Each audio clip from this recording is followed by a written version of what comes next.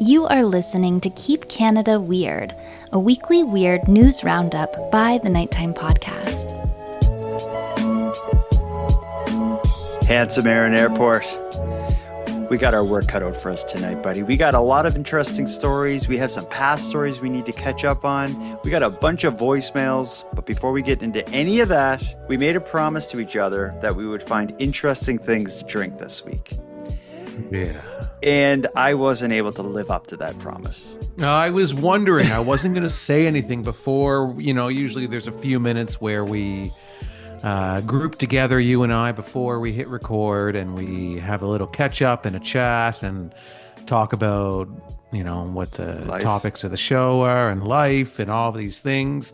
And I was going to ask if you had gotten your special drink. But I'm like, no. If he did, he did, and he's going to tell me because I am going to bring it up on the show.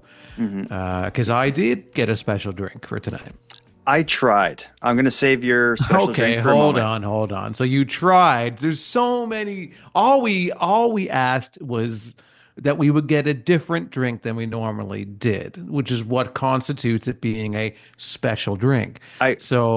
Well, how could you not just go to the corner store and get just a pop or some kind of something? I did. The only thing they had was because I want stuff that's zero sugar. The only stuff they had was Pepsi, 7-Up, and Sprite. And I've had them a million times, so it wasn't special. I wasn't feeling inspired. And if you go buy a pop at a gas station now, it's basically $5. So I was like, I'm not doing it. I'm not going to let Aaron down with a boring drink. And I'm not going to waste my hard-earned money on Diet Sprite. So I just walked out of there. And so I'm holding my Robbins cup full of orange pekoe tea, and I love it. Yeah. Unreal. So anyway, I do have a special drink tonight. It is in my Robbins cup, which I think is important. But my special drink is alcoholic. It is a Sapporo Premium beer. Ooh, beer in a coffee cup. Yeah. So I believe it's a Japanese beer, I think. I don't know much else about it. Maybe a listener can correct me on everything I'm saying right now and humiliate me publicly. Yeah. We spent enough time on drinks. We need to get to a piece of listener mail that will be positive and inspiring. We're going to let Lydia's piece of love mail be the wind behind our backs throughout this episode of Keep Canada Weird. Here's what Lydia had to say. Hi, Jordan. This is Lydia from California. Since you guys aren't doing hate mail anymore, I'm sending some love mail. Not that I had hate to begin with, but I found you on the Morbid podcast, and I really enjoyed you the few times I heard you as a guest on their show, so I started listening to your podcast, and I am not good at listening to new things. I have a short attention span for new things, but I'm loving the content. Love you and Aaron's dynamic, you and Madeline, Encounters of Creeps, all of it. It's fantastic. And just wanted to tell you that. Thanks. Keep up the good work. Isn't that a pleasant bit of feedback? It is. Yeah, it's really nice. And we are moving in a more positive direction with the show, with each other, with our fans, where we had a lot of ups and downs for many years with this podcast. So I think I'm really enjoying the positive energy that we're bringing to the table. Really wish that you had gotten a special drink tonight. That's sticking with me a bit. But just put it behind you, man. Think of what Lydia said. Yeah, I'm just going to stay positive. I'm not going to dwell on that. I'm not going to hold on to that promise that was broken by you. I can relate to when she said, I don't have a lot of patience for new things, for listening for new things, because I'm the same. Yeah. I listen to all the same music I listen to for the last 25 years, I've been listening to the same 5 artists. Yeah, I do the same thing, in terms of more in particular with television shows. I watch the same 5 shows on rotation over and over and over again. And because I like to watch TV when I'm falling asleep. So I'll put on something very familiar. It's the same TV shows, just kind of shuffle between Seinfeld, It's Always Sunny in Philadelphia. Just the same 5 shows over and over. It's just comfort food, right? Oh, I yeah. get it. Yeah, I think And it's it our is on. anxiety too. I think our generation is the most anxious generation in history. And I think we surround ourselves in warm blankets with our TV, with our food, with our hobbies. Yeah. Hmm, I like it. Well, let's move on. We got a whole night of weird news and more voicemails as we go, but let's start with surrounding ourselves in warm, soft things. You gave us a great segue to our first story. I don't know if you saw this one on the news or if you saw a viral, I guess it was a TikTok video going around. I actually saw this story first in the form of a viral video. I had no idea it was a Canadian event. I'll set it up this way. When Connor Nijsi started pulling down drywall in his garage for a renovation, he expected to find some unpleasant surprises. Maybe behind there'd be some mold or maybe a dead rat. But instead of those sorts of things, he and his wife Brienne Hinkuri found something truly bizarre.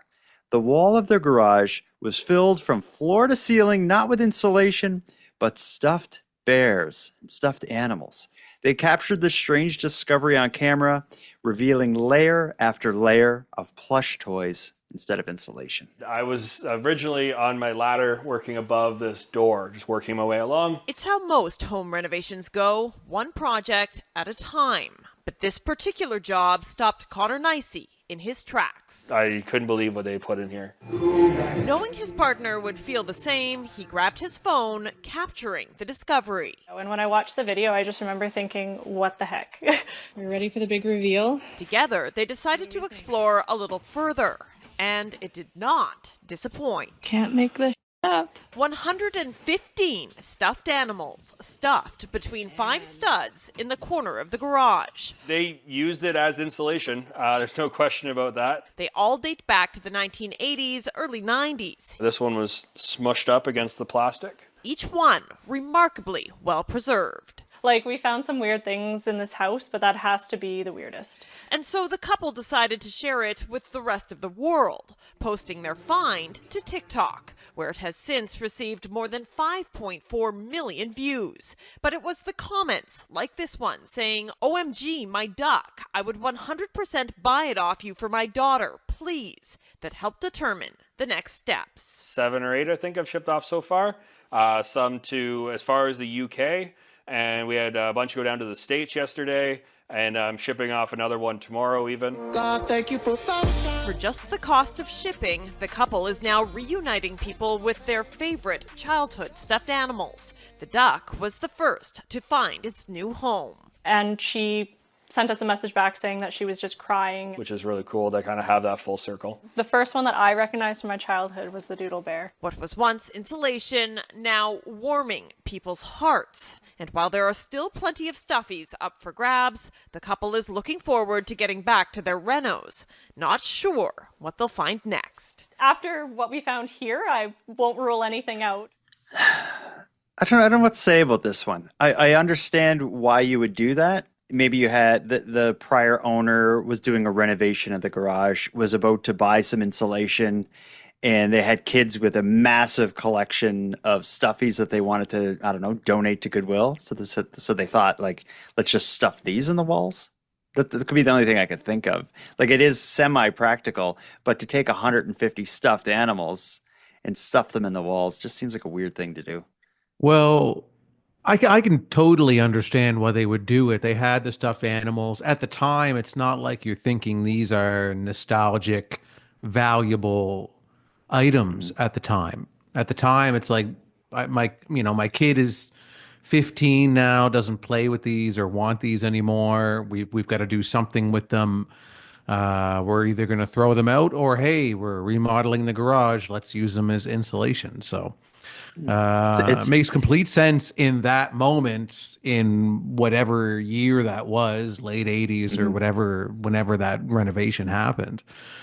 Yeah, and when you're unlike renovating a house, if you're renovating a garage, you're probably more willing to cut corners and do it on the cheap and stuff. So, it's probably like rather than hiring someone, it's probably some guy and his wife were probably doing it themselves, just like this couple that's remodeling it or doing it themselves. So I could see how it could happen. Yeah, unless it would be really interesting to talk to the previous owners of the house to get the backstory as to why they did it, because maybe it was a form of punishment. Maybe they were hiding the stuffed animals on the child because the child was misbehaving.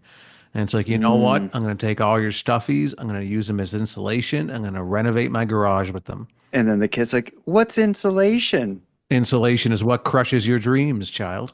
It's a cool discovery. You hear of things like this. I'm redoing our fireplace and we found a newspaper from the 1910s, or these weird kind of things like that, or a weird bottle or something left in the wall. Yeah. You would never expect to find 150 stuffies. And I think that number, what you imagine in your head as 150 stuffed animals is different than what you see in this news clip. It's just as my setup explained, from the floor to the ceiling, almost one wall is entirely stuffed animals behind the drywall. It's a weird look. I'm not sure what side I fall on in terms of if I think what they did with the stuffed animals after they discovered them was a good thing, or if they should have let them be, like leave them there. What if they're cursed? Sometimes when you find an old treasure, you think, oh, look at this. I found this in this certain spot, hidden away. And then you remove it. And then the rest of your life is awful because you unleash some kind of a curse. It could be the case with these stuffed animals. The stuff. And now they're being shipped around the world. Yeah, now they're being separated. They've been together in this wall for seemingly, decades. And then now you're separating them. I don't know how I feel about that. Yeah, they could be opening a door better left shut. They could be opening a door the prior owner intended to keep shut. Yeah, exactly. These haunted evil dolls need to be put away somewhere and never spoken of again. And then eventually, this is going to be a Netflix show, I think, in 15 years by the time the story is told. And these people are all dead. Speaking of a Netflix show, I wonder if this next story could be the basis for a Netflix show. If it was, I think it would need to star Chris Farley in some capacity. This is the story that's just playing out now of political nonsense playing out in Nova Scotia. Now, here on Keep Canada Weird, we usually don't cover Canadian politics, but we do cover Canadian political foolishness. The next entry in this genre is coming to us from Nova Scotia, from right here in Nova Scotia, where the Liberal Party has lodged a complaint accusing the Progressive Conservative candidate of vote buying. And her vote buying involves Tim Horton gift cards worth just over $2. Listen to this story and let's try to make sense of this one. The volunteer campaign manager for a PC candidate in Nova Scotia has resigned after vote buying allegations. He admitted to handing out coffee cards to voters outside a Tim Hortons. The Nova Scotia Liberals filed a complaint with Elections Nova Scotia after allegations a member of a PC campaign was handing out gift cards at a Tim Hortons drive-thru in Lunenburg while the candidate was at the other end, asking people for their support in the upcoming election. Nova Scotia PC leader Tim Houston downplayed the complaint. It wouldn't be uncommon for political events to have coffee and donuts. This might be a spin on that, but we'll let Elections Nova Scotia have their say. Houston acknowledged that Elections Nova Scotia is investigating and doubled down, saying it's not a party-wide strategy to hand out gift cards. Local campaigns make decisions, and we'll see what Elections Nova Scotia says about this one. So the news clip was a little short on details, but what happened was at a Tim Hortons drive-thru, at one end of the drive-thru was like a volunteer for the campaign was passing out gift cards for Tim Hortons worth $2.07, which is what a medium coffee comes to after tax. And then at the other end of the drive-thru was the actual candidate that that is hoping for their vote, and was like kind of like thanking them and meeting people and such. And I don't know the rules around this, but there are strict rules about what you can do during your campaign and bribery and vote buying and all this sort of stuff. So I guess what they did is enough of an issue or close enough to the line that the Liberal Party filed a complaint, and Elections Nova Scotia is looking into it. Yeah. Political nonsense. It is nonsense. I don't know how I feel about this one. I feel like it's a pretty minor offense. It's not like they're giving them straight up cash to buy their vote. I mean, it is in a way, but it's such a minimal. It's a coffee. It's instead of having a stand with boxes of Tim Hortons coffee and disposable mugs there. It's kind of the same thing, but it's such a minor offense. I agree it's technically against the rules, but it's such a minor offense that I'm just like, we live in a culture now where when there's ever any turbulence and somebody makes a mistake and does anything wrong, they now just immediately have to resign from whatever it is they're doing. Yeah, it is true. And like the premier in that clip says, is a lot of like political events would have coffee and such. So imagine another situation where, just as you said, they have a desk in the middle of or a table in the middle of a park. There's a bunch of drinks and coffee, and they're encouraging people to come up and say hi to their candidate. I think that would be okay. And it's very similar to what they're doing here. In either way, if you can buy someone's vote for $2.07, then there's bigger problems than vote buying. Hopefully no one would ever be swayed by that. Yeah. But I do remember in Cape Breton in Sydney, this would have been back when I was like 17 or 18. I was a cigarette smoker. And I do remember that someone was running for mayor of Sydney, and they were downtown passing out cigarettes to people and asking people to vote for them. Mm-hmm. And I remember like him giving me cigarettes, and I was like, I'm old enough to vote. And he gave me one. You weren't old enough to smoke, though. He didn't become mayor, this person. No, I wouldn't expect that they did. But the biggest issue with this story is that, yeah, sure, they might have technically been trying to buy people's votes with gift cards, but they chose the wrong gift cards, because this is going to deter people from voting for them. I thought you were going to go there, but keep in mind, these people are in line at a Tim Hortons drive-through. I think the better than giving out $2 Tim Hortons gift cards would be passing out Robin's Donuts coffee. Exactly. Or even McCafe coffee. Just anything to be Anything like, listen, else, yeah. I'm the new candidate. I want to change this town.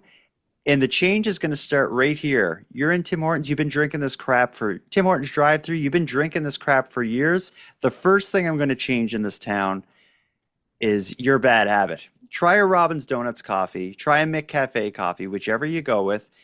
You're going to find it's better than what you're used to. The other changes that I'm going to make in this town are going to be better than what you're used to as well. Vote Jordan and Aaron for mayors. Yeah, the mayor duo, first time in history. That would be. And I'll be right next to you handing out cigarettes. I think that could work, though. There's still enough smokers out there that, if we're out in front of a Tim Hortons where people love to smoke, and you're handing out Robin's gift cards and I'm handing out cigarettes, I think we'll totally win the double mayor position. But the thing is, though, is the cigarette thing, that's you just giving the people something to make them happy. My idea of using better coffee that's like the same price as a symbol for positive change, I think my political message is strong. And I think people would be like, yeah, it's great you guys want to run together, but like, can we just vote for the guy who's changing things? Yeah, but you and I are running together. Like, we're both running for the same position of the one mayor. Like, you and I are running as a double candidate. But yeah, I get that. But what are you bringing to the table other than giving people cigarettes? You're just giving them, okay. Yeah, there's no judgment. Like, you smoke, yeah, here you go. I'm not like Jordan and I don't judge. Like, we like Robin's coffee. We like a free society that is able to smoke or not smoke. We're not going to judge anybody for smoking and have another cigarette and enjoy a Robin's or McCafe coffee. Yeah. Yeah, and I guess to me right now it seems like a good idea, but I guess we'll have to let the voters decide. Well, yeah, Elections Nova Scotia will make the ultimate decision on our behavior, I think. In which city or town will run for duo mayor of. Yeah, a position that doesn't exist. It would be cool. It would make for some interesting press conferences and stuff. I'm willing to leave everything that pays me right now to go and do this with you. Okay, we'll see. Let's see. We'll see if it can happen. While I look into it, let's go into a quick ad break here. When we get back, we're gonna talk about some crime.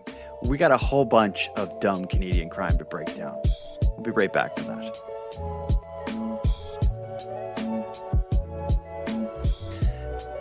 Before we get to the crime stories, I want to play a voicemail here. This one may need some explanation because it's referencing a video I made, and it is also, I think, a bit suggestive. Listen to this. This is an anonymous voicemail, not for you, for me. And I think maybe it's an admirer, but your admirer was much more gentle. Mine is a naughty freak. Listen to this. Hello. This is another anonymous for Jordan this time. I just saw your update on the Wicked dolls and the wicked.com website thing, and I'm going to need you to call me a naughty freak again, sir.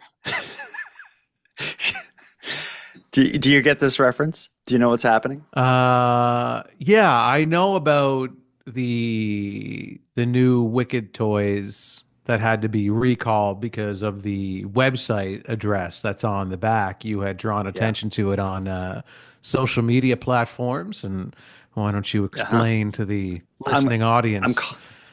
I'm calling out Mattel and Disney. There's a movie coming out starring Ariana Grande. The movie's called Wicked. It's based on like a musical that's based on a book that's a prequel to The Wizard of Oz. But anyway, the movie comes out in like a week or something. So of course, whenever there's a big movie coming out, there's a whole bunch of merchandise. One piece of merchandise, one major piece of merchandise for the Wicked movie is these line of dolls, and they're higher end dolls. They're kind of like Barbies. They're like $40 Canadian. They're they were all over the place, like Walmart and Toys R Us and all these sorts of big box stores. But it turned out on the back of the box and on the inside packaging, it gives the URL, the website, like visit www.wicked.com. But the URL for the movie, what they should have put on the box and on the inside literature is visit www.wickedmovie.com. Turns out that misspelling of the URL made a big difference because wicked.com is actually a very raunchy, kind of low budget pornography site that is being referenced on the box and the interior literature for a children's toy. So when the powers that be found out this was going on, they kind of recalled, or like a voluntary recall, pulling them off the shelves. I was at Walmart just before they pulled them off the shelves, so I made a video shining a light on this issue, and I end it with the video with like, "Don't buy these toys, you naughty freaks." And it seems my anonymous admirer, she sounded like maybe she got a little turned on by that. Yeah. And speaking of getting turned on, did you go to wicked.com and see what was happening over there? I did. Okay, so now what did you see when you went to wicked.com? Well, the first thing I saw was like a splash page asking if I was 19. 19? I am, so I hit yeah, I was like, 19 plus only. Are you 19? Oh, I thought it was 18, but okay. Whatever it said, I think it was 19. I did not go to wicked.com. I just thought that was the blanket rule was 18, but maybe it's 19. I don't know. Whatever it is, it was way less than 40 something. So I hit enter, and then I saw an act being performed Okay. Between what I really hope were two consenting adults, that was it was like aggressive, and it could have been perceived as violent, but they both were enjoying it. And it was like a video, but the video starts like kind of in the middle of the action, so I don't know what led up to it.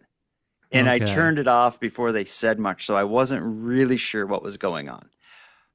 But it didn't seem appropriate for really anybody to watch. I thought it was quite frightening. You didn't like it? Mm-mm. No. No? Okay. Were you scared? Like, did you find it? I was confused, and I was nervous. I also had my volume up loud on the phone, and I was on the bus, so I was like, the people around me were looking, and I think they were scared. I just shut it down. You just shut it down. Yeah, you just walked away. Did you go to the police? No, I went on TikTok. I made that video. Okay. To warn people not to buy those dolls, and I just called them all naughty freaks, and one person somewhere in the world seemed to be kind of excited by it. I understand. With all that said, let's move on to a collection of stories about other naughty freaks. Let's start with a serial robber who seems like he needs like a crash course in where to rob and what robbery's even about. Because this robber, of all the places he chose to target prolifically, he chose Tim Horton coffee shops. Tim Hortons coffee shops. We're on that topic again.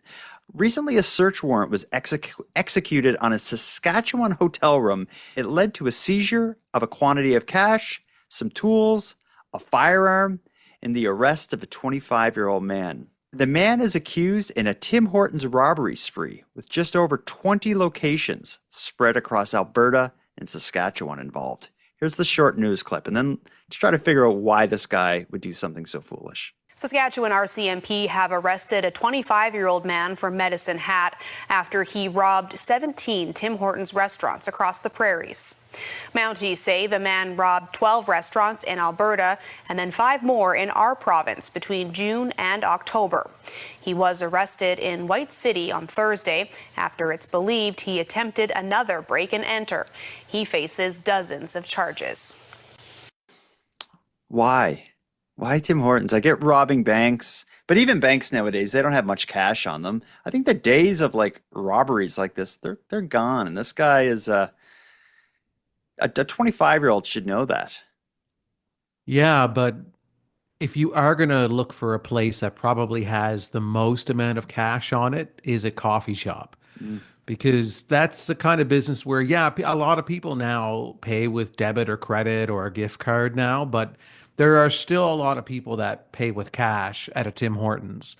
And because again, 98% of businesses deal with debit and credit now predominantly, but a Tim Hortons coffee shop, if you're going to pick one business in the country that probably still deals with the most amount of cash, it would be a Tim Hortons, I would think. You would think. So I think this guy, I think this guy is onto something in terms of, I want to get the most bang for my buck, and I'm going to pick a place that I can walk away with, a couple of grand in cash. Yeah, $2,500 maybe, because I'm sure Tim Hortons would have. I think there'd be more than $2,500 of cash in a Tim Hortons. But I think Tim Hortons definitely still has an older demographic. I think there's probably more cash being used in a Tim Hortons than you would imagine. That's a good point. Yeah, that's a good point. I wasn't thinking about the demographic. The Tim Hortons would have a high percentage of I'm not using the self-checkout kind of people. And they also, they kind of rub up against the I don't use debit kind of people. Yeah, I don't use debit. Yeah, it's and there's still like an older demographic always carries cash on them, buys their coffees with cash. And again, of all the businesses in the country, even though again most people are using debit or credit or an app or a gift card, Tim Hortons probably still has the most cash transactions out of all of them, I would think. Yeah. And I think a statement to how much money is in the Tim Hortons or how much money this guy was able to get doing this, a statement towards that is the fact that he almost had to rob 20 of them within the span of a couple months. So this wasn't like, he wasn't getting rich doing this. He was probably needing to feed his whatever it was that he was getting the money for. He had to do one after another. So, it wasn't a big win. Crooks who want to get ahead in this world, times are tough for everybody, even for crooks who want to get ahead. You need to have like a smart plan. And that's going to lead me to my next story. A while back, probably a year ago, we talked about something referred to as the camel toe toonies. These were fake toonies that were being circulated all throughout Canada. Coin collectors were noticing them. Banks were noticing them. They looked almost like regular Canadian toonies. And for people who don't know, a toonie is the Canadian $2 coin called the toonie. It has a portrait of a bear or a polar bear on one side of it. These, what's referred to as the camel toe toonies, are these fake coins that were turning up all across the country. They looked just like the regular toonie, but if you looked very close, one of the paws of the polar bear appeared to be like the foot of a camel. And the coins, when weighed, were between 3 and 5% less than they should have been. It led to a big investigation into where were these coins coming from, how many of them were there, what the story was with that. We talked about it, and I hadn't heard anything in the news about it whatsoever until just this week. The story was blown wide open when an arrest was made for the person responsible for the camel toe toonies. Not only was it an arrest made, it was like, I don't even think they're having a trial because it seems like the guy who did it, actually, I'll play the clip and we'll talk about it. Yeah. His punishment is less than a slap in the wrist. Let's listen to the clip and then we'll talk about what was going on here. Global News has obtained new information about a man who was convicted in Canada's biggest ever counterfeit toonies case. That's right, the new details are in an RCMP report obtained through the Freedom of Information Act. It identifies the man as an affluent Chinese-Canadian businessman who, at the time of his arrest in May of 2022, owned a major supermarket in Toronto. The report says the 70-year-old deposited large numbers of the $2 coins suspected to be made in China into business and personal accounts. The Canadian Mint later told the Mounties it found a significant number of phony coins circulating in Toronto. Now, the man pleaded guilty to counterfeiting charges. Soon after being arrested, paid a $100,000 fine and spent no time in jail. So I want to tackle this one in two ways. We should talk about what he was doing, or what he's. Well, I guess we don't need to say what he was alleged to have been doing because he admitted to it. So we'll talk about what he was doing and the repercussions of the act. So as far as what he was doing, that was kind of like it's morally wrong, but it was a smart plan. The guy had a grocery store, which, like Tim Hortons, they would deal with a lot of like change and stuff, you would think. So he was, I'm assuming, just kind of sprinkling in fake toonies in with the real stuff and getting it into his bank account. I think they call that money laundering. Yeah, they do. And yeah, you're right. It's a pretty good way to go about it, I guess. I mean, eventually he got caught, but good. I wonder how they caught him. Like, because it would have taken a while for them before it got noticed. So the money would be so spread around. Like it would have been tricky to but there's a way they can trace it back. Yeah, there's a way. I don't know the science behind it, but there is some kind of a way that they do that. And then eventually it leads them back to the source, and here we are with the grocery store owner as the culprit. Yeah. Who knows how long he's been doing it for, but when I first heard the story, I was thinking, like, why would someone waste their time making fake toonies? But I guess if you have the ability to launder, 1,000, 5,000 of them every month or two, that's a nice bonus on top of what you're making in your grocery store. But it's I was going to say he's paying the price for it now, but I don't think he is. I'm shocked to hear that he does no jail time. He gets a $100,000 fine, which he pays, which is, for an affluent Chinese grocery store owner in Toronto, $100,000 probably isn't that much money. And I would like to know how much. Especially because he's using the counterfeit money to pay for the fine. Because when you think about it, he's made, I don't know how many years he's been doing this, but he's theoretically made more than $100,000. You would think, yeah. By counterfeiting and putting these counterfeit toonies into the world. And so basically they're like, okay, you did this really bad thing. We're going to fine you $100,000. And he's like, yeah, sure, whatever. I'm just kind of giving you some of the money that I laundered. Yeah, it's so unfair, man. This, like, the white collar criminals getting away with it and getting light sentences and stuff. Like, this is something where it was such a deliberate, strategic plan thing of just ripping off everybody. And yeah, it was not a crime of passion whatsoever. This was a well thought through, like, a greed, logistically complicated kind of event that he put on here. And it doesn't sound like he's been down on his luck and desperate either. Like, the guy owns a grocery store, and I don't know if you've bought groceries lately, but they must be making some good money. I know that the costs of what they're selling is high, but I hate that this is what the end result of this is. Yeah, I feel like people have done long jail sentences for far less than this. Unfair. That naughty freak, I think, I don't know what the punishment should be or what would be fair, but yeah, I think $100,000 fine is just laughable. And even the idea of like a dollar amount, like a monetary fine, unless it scales based on like their income and all this stuff, it seems stupid anyway. And like, I'm not sure. They should have come up with some kind of a estimation of how much money he laundered through this system, and then add $100,000 on top of that, and that's the fine. Yeah, and then think about this is we have no idea how they found this guy, but I can only imagine that there was a crew of like well-trained, well-paid individuals leading an investigation, financial audits and all this other stuff, forensic accountants that eventually lead back to him. I can only imagine the investigation to find this guy cost Canadian taxpayers over $100,000. Absolutely, it probably did. Yeah. So add that bill on top of his fine as well. So this guy's in over $2 million at this point, I think. Yeah. He owes you and I because we're the double mayor. So yeah, he's got to pay double mayor $2 million.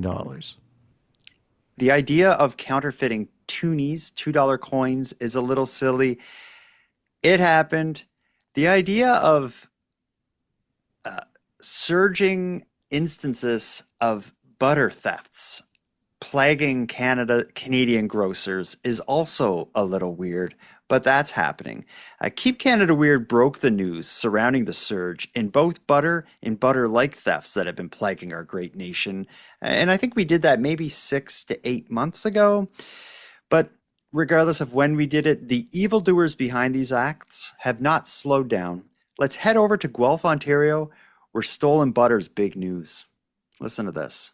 Since December of last year, so about 11 months or so, we've had 9 separate incidents where large amounts of butter were stolen from local grocery stores. An unusual kind of crime hitting grocery stores in Guelph and Brantford. People stealing large amounts of butter. Any idea why people would be doing this? It's really unknown. I mean, there must be a market for it, somewhere on the black market. I know if you go on some of the online marketplaces, for example, you can actually find butter for sale. So that, that would be the likely. It's certainly, they're not stealing it in quantities that would be personal use. I mean, they're stealing, dozens or more. A week ago, Brantford police say $1,200 worth of butter was stolen from a grocery store, describing the suspects as 2 men in black clothing and baseball hats who took off in a white van. And in Guelph, police say hundreds to thousands of dollars in butter has been stolen since last year, and investigators don't think the thefts are just a local problem. I think this is probably going on just about everywhere. Staff at one store in Kitchener telling us off camera they stopped someone trying to take a lot of butter just a few days ago. Businesses that use butter every day say the price of it was already an issue since before the COVID-19 pandemic, and so this is just another thing that's going to hurt them. A lot of our customers, that don't know about, we call it Buttergate. They come in, they're like, why are you charging me so much more? But our prices have to reflect what we're paying out. So unfortunately, if there's now another thing on top of that that is causing the prices to increase, it's just going to be more difficult for our business and our customers too. The Cake Box in Kitchener uses around 80 pounds of butter a week and hunts for whatever deals are available every 7 days. We used to be able to sometimes get butter for like $2.50, especially at places like Costco and wholesale places. Now a deal is $5.99 for 1 pound of butter. As for all the butter bandits, suspects have only been arrested in one case from almost a year ago. Unfortunately, they are all now wanted for failing to appear in subsequent court dates. And police say while putting less butter on shelves could help, it's up to businesses to decide how to combat these costly crimes. Okay, I picked up on a lot of things in that news clip. Me too. Yeah, Okay. big time. You start, let her rip. Okay, I think I brought this theory up when we talked about one of the butter theft stories.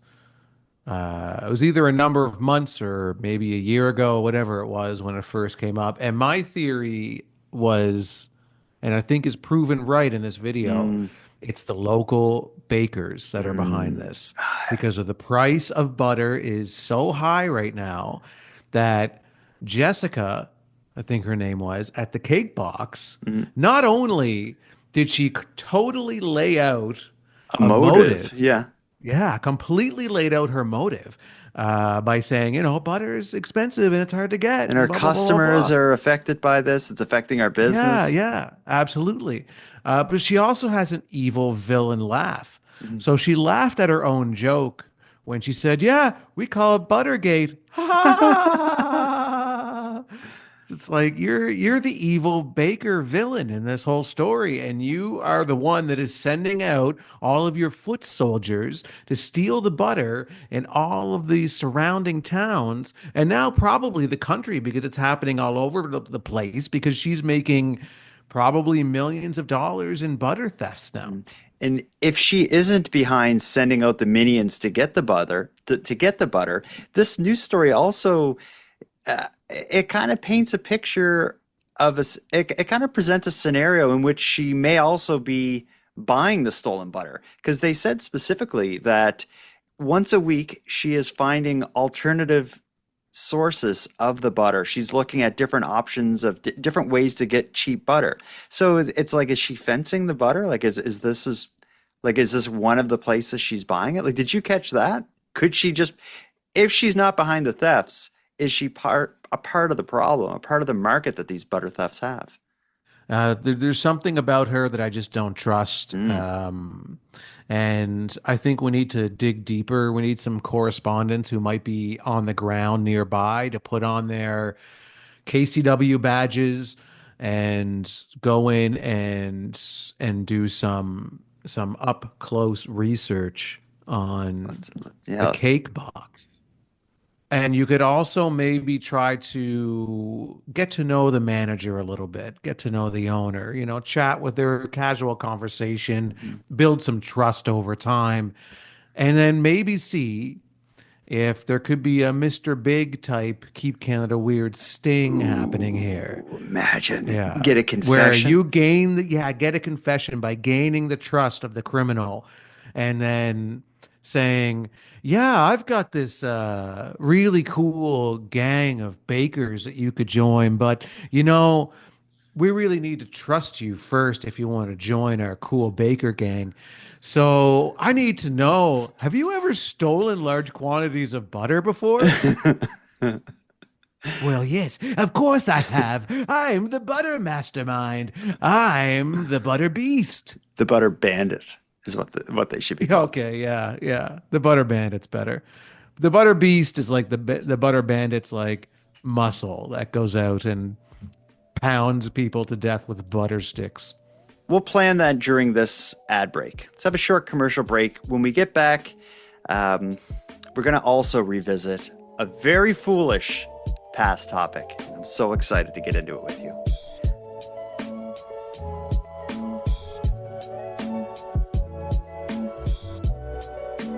Handsome Aaron Airport, of all the stories we covered on Keep Canada Weird, one of my favorite, maybe my favorite, has to be the hockey card guy, the man who won the auction.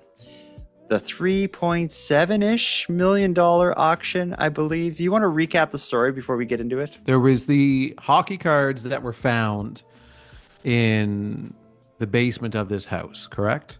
Yeah, a home in Regina, Saskatchewan. When the children were selling off and clearing out the father's stuff, they found a box of unopened hockey cards from the year of Wayne Gretzky's rookie year, which is like the most valuable hockey card. So it was a box of unopened packs. The estimate would be that there was, I don't remember the number, but like 100 or a couple hundred Wayne Gretzky rookie cards were likely in this box. It was around 20 Wayne Gretzky rookie cards would be discovered in these boxes of cards. Yeah, so an unprecedented discovery. It was like the holy grail of hockey card discoveries for collectors. That box of hockey cards went to auction. The company called Heritage Auction handled the auction. We covered it as the bids went up and up and up until finally a fella, he was a real estate agent, bought it for right around $3 million. And that's when this was the guy that had the girl, the crush that when she was a hockey fan when they were like 6 or 7 or something. How it is that someone who's works as a real estate agent and has never gotten into the high stakes world of sports collectibles decided to spend $5 million on a 79 O-Pee-Chee box. The winning bid for this 1979 mega box hockey cards really originated from when I was like 7 years old, where I met a girl in my class. Her name was Elise, and I really think that I had a connection to her and that she was my true soulmate. And she was interested in hockey. So in the event that I don't get in touch with anybody, or no one gets in touch with me, I'd like to gift them to Elise, the young girl for way back from school, and that she could have them as a total gift. Because I throughout the years, I actually believe that she was like my true soulmate. I still do, but this is just to be a gift to her. And that was kind of where we last heard the story of the hockey card guy. A lot has happened since then. Long story short, the hockey cards are going back up for auction, but I'll let you fill in all the blanks. If you open our notes, there's an article that I posted there that tells the whole story of why these cards are going back up for auction. Why don't you read it to us? All right. A rare case of 1979 to 1980 O-Pee-Chee hockey cards, possibly containing multiple Wayne Gretzky rookie cards, is going back to the auction after a failed $3.72 million sale. Ontario real estate agent Jack Arswowski initially won the auction in April, but didn't complete the payment, prompting Texas-based Heritage Auctions to relist the item. He claims he withheld the funds until he could secure safe storage and recently suggested that issues with wiring the large payment may have caused delays. However, Heritage's director of sports, Chris Ivey, disputed this, stating that no payment was ever made. The box, found in a Saskatchewan attic, is estimated to hold up to 27 Gretzky rookie cards. Heritage Auctions set a new starting bid of $750,000 and expects high interest given the potential value of the cards. Despite his hinting he may try to bid again, Ivey confirmed that Heritage has permanently suspended his account for non-payment. The auction house, which is nearing $2 billion in annual sales, said unpaid transactions are rare. Heritage consulted with the consigners before relisting, and any potential legal repercussions remain uncertain. No surprise there. When I heard that last story with him getting buyer's remorse, I thought, like, they're not getting any money from this guy. He looked like in the news clips where he was talking about like trying to get rid of these cards that he had just spent $3-ish million on.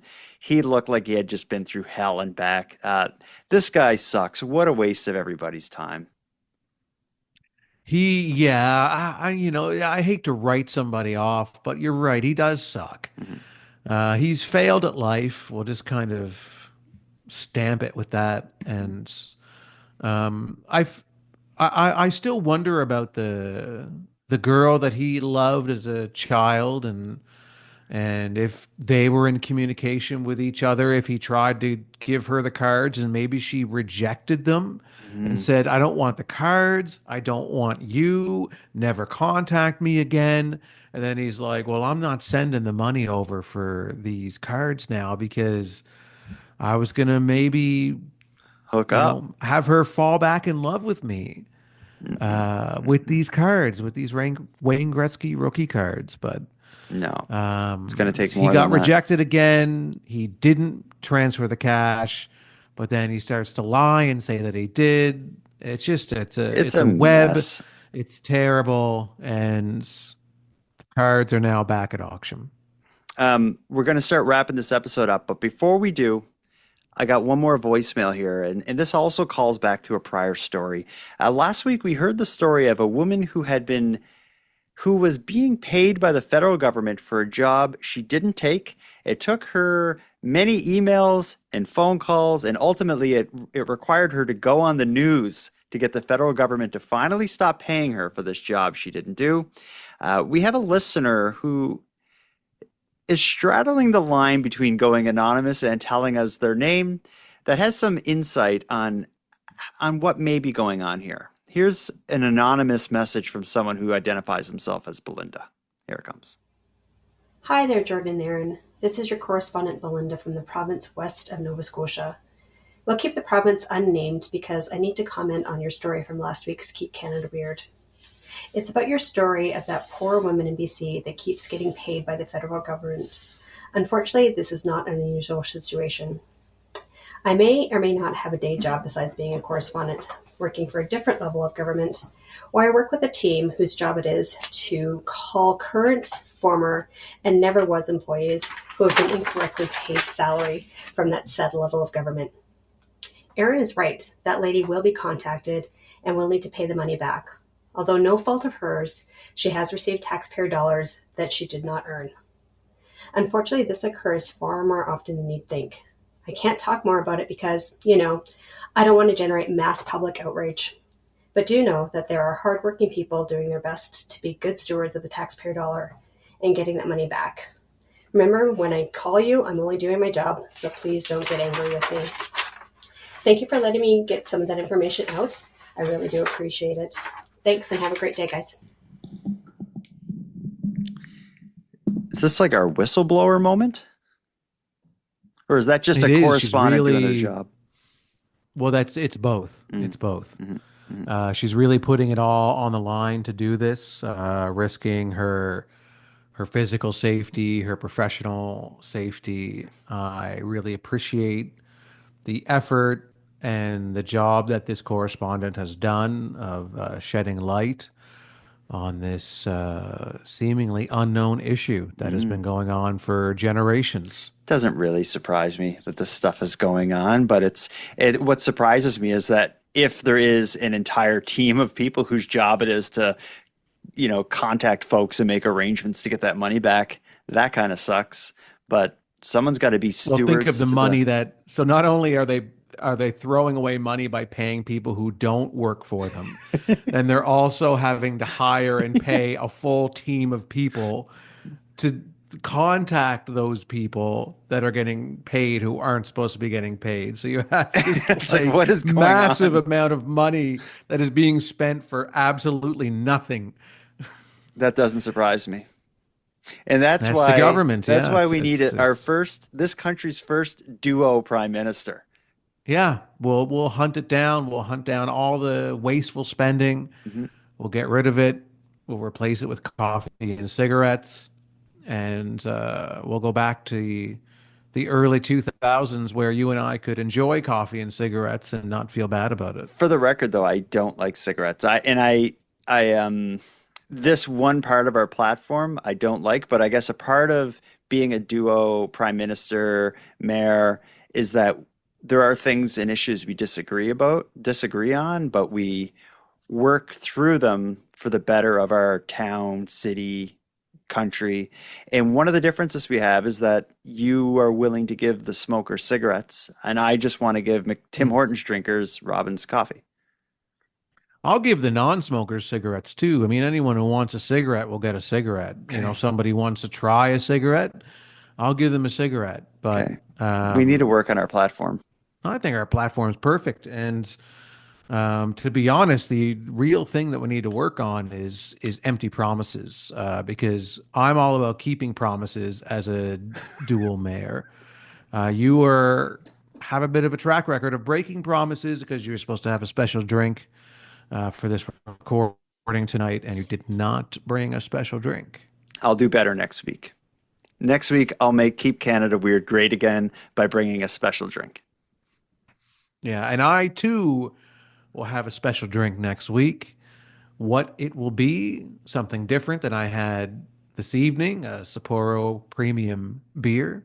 So it'll be something different, but I will have something special. Handsome Aaron Airport, until next time. Jordan, until next time. Keep your toonies safe and your butter safer. Keep my toonies safe and my butter safer. Because someone could... So the butter is worth more than the toonies, is it? Oh, easy. A stick of butter is like $6 now. Toonies still just $2. Canadian. Great. Yeah, you're right.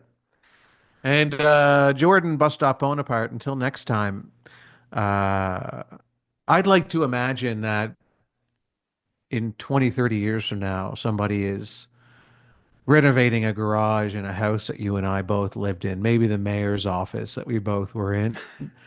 And they're renovating the mayor's office where we were double mayor. And they're taking down the drywall and they're finding all these Keep Canada Weird t-shirts stuffed in there. Robin shirts and Robin's hoodies. Yeah. Yeah. What is this? Yeah. I think that's... What happened here? Well, there was a double mayor one time. Just once. We destroyed all the papers in the record from that era. We Yeah. don't need to mention the double mayor. And the horrible things they did to our city. The horrible things that they did and how long it took for the city to recover. Everyone to quit smoking again. Yeah.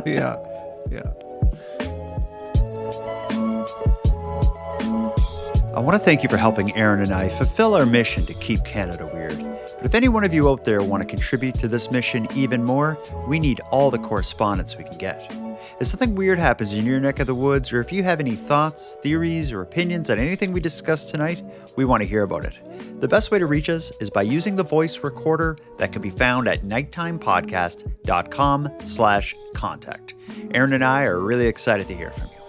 Now I'm going to start wrapping up this episode, but before I do, let me end with some thanks. First, a big thanks to all the Keep Canada Weird correspondents who contributed to this episode.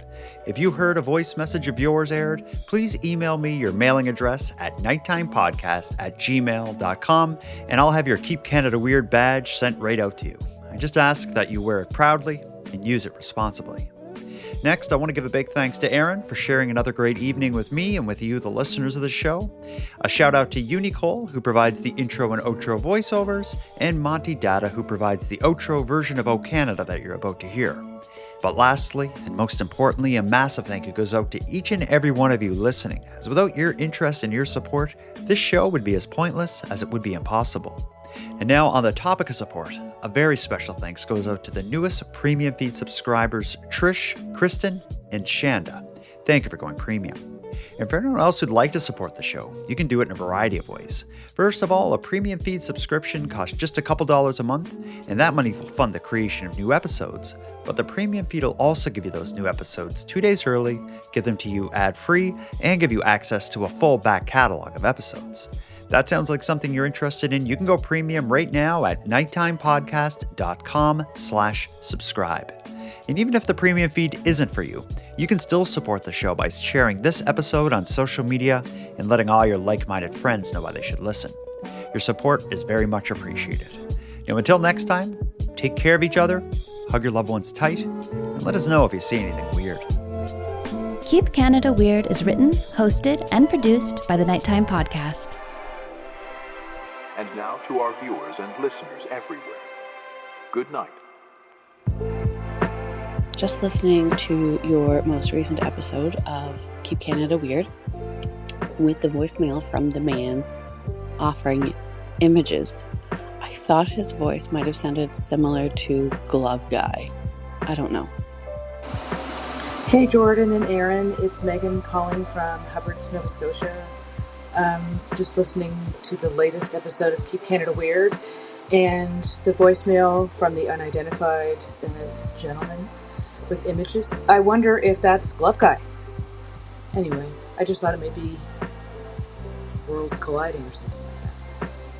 Keep up the good work. Love the podcast. Bye-bye. Hi, Jordan and Aaron. Long-time listener from Nova Scotia. First time that I have called in.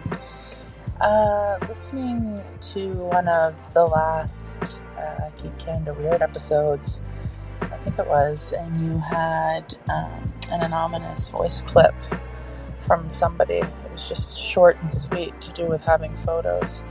Anyways, I couldn't help but think that I had to be Halifax's glove guy. Fun reaching out. Not sure. Anyways, take care.